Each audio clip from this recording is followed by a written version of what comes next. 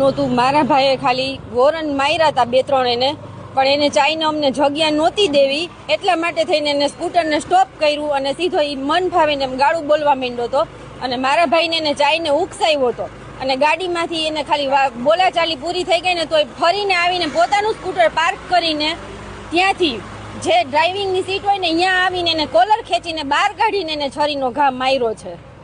ભાઈને ન્યાય મળવો જોઈએ અને આને તો ફાંસીની સજા દેવી જોઈએ, ફાંસી દેવી જોઈએ. એના પાડોશી છીએ. ઈ રગે રગે મારો ભાઈ જેટલો તડપો છે ને એટલો ઈ તડપવો જ જોઈએ મરવા માટે. શું નામ તમારું? ચેતનાબેન પારેખ. નામ મૌલિક રસિકભાઈ આડેસરા, અમે સોનીથી. અને અમારા ભાઈ ગઈકાલે બપોરે અહીંયાથી રાજકોટ બેનને તેડવા માટે ગયા હતા. અમારે આજે વાસ્તુ હતું એટલે ભાઈ તેડીને આવતા હતા. મોરબી પહોંચી ગયા અને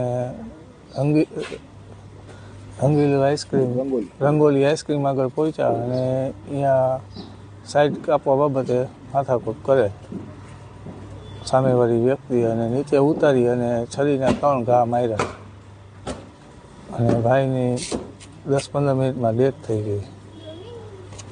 અમે પોલીસવાળા સાહેબોને એટલું કહેવા માંગીએ છીએ કે અમને ન્યાય મળે અને ગુનેગારને પૂરેપૂરી સજા થાય. ફરિયાદ નોંધાઈ છે. બેબી છે, 11 મહિનાની છે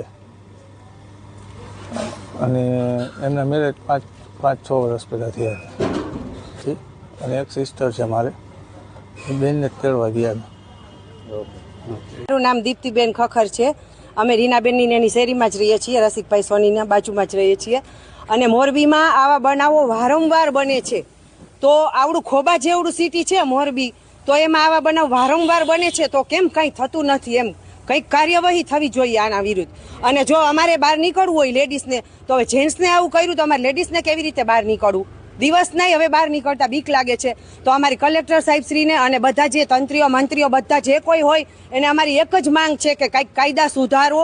10-12 વર્ષના બાળકો જો સ્કૂટર લઈને નીકળતા હોય તો આ કાયદો કહેવાય? અમે કાયદો કંઈક સુધારો, મોરબીમાં કંઈક સુધારો વધારો કરો. કચરાની માંગ અમે નથી કરતા, ભલે કચરા ગમે ત્યાં પડ્યા હોય, પણ આવી રીતે જો અમારી પબ્લિકની સુરક્ષા ન હોય તો અમારે આમાં મોરબીમાં રહેવું કઈ રીતે? એટલે અમારી એક જ માંગ છે કે આવા બનાવો વારંવાર બને છે તો આજે જે બનાવ બન્યો એને આરોપીઓને પકડી અને કડીમાં કડી સજા આપવામાં આવે ને ફાંસી એ જ લટકાડવામાં આવે. અમારા બધા પાડોશીઓને મોરબીઓની બધાની એક જ અપીલ છે.